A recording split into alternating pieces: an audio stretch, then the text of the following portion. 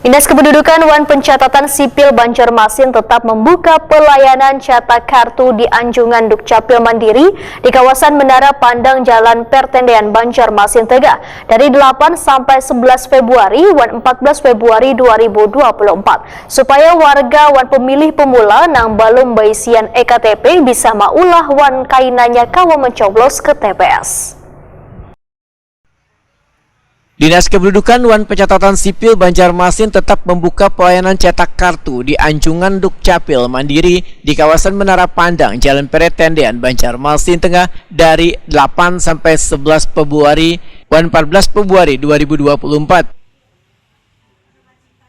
Kepala Dinas Kependudukan Wan Pencatatan Sipil Banjarmasin Yusna Irawan Wetakuni Prima TV malam Sabtu 9 Februari 2024 memedahkan dibukanya Anjungan Dukcapil Mandiri di wayah hari libur lantaran mendekati pelaksanaan pemilu 14 Februari 2024 supaya warga Wan pemilih pemula nang balum baisian EKTP bisa maulah Wan kainanya kawa mencoblos ke TPS. Di Dukcapil untuk hari libur mulai dari tanggal 8, tanggal 9, tanggal 10, 11, 14 itu tetap buka pelayanan. Tapi kami pusatkan di Menara Pandang. Perekaman khusus dilakukan untuk masyarakat pemula, artinya yang umur 17 itu kita lakukan perekaman, artinya yang baru memiliki KTP.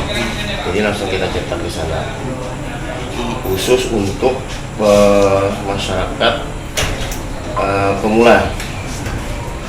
Jadi untuk hari libur dipusatkan di Menara Pandang, kita buka mulai dari jam 8 sampai jam 2. Khusus Jumat di tanggal 10 itu sampai jam 10 pagi.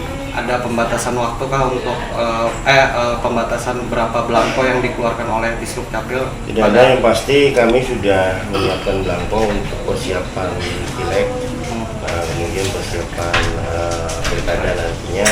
Jadi insya Allah terus semua KTP, belangko semuanya tersedia aman. Menurut Yusna Irawan, Disdukcapil Banjarmasin telah mempersiapkan belangko EKTP sebanyak 15.000 lembar.